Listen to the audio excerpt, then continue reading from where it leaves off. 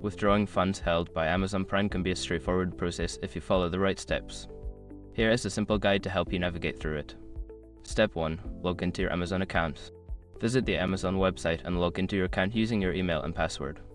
Make sure you are using the account associated with your Amazon Prime membership. Step 2. Navigate to your account settings.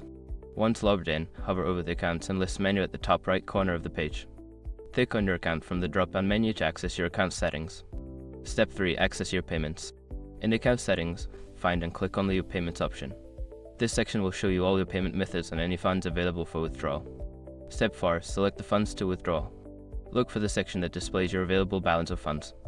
Click on the option to withdraw or transfer these funds. Follow any prompts to specify the amount you wish to withdraw. Step 5. Choose your withdrawal method. Select your preferred withdrawal method such as a bank transfer or another payment service.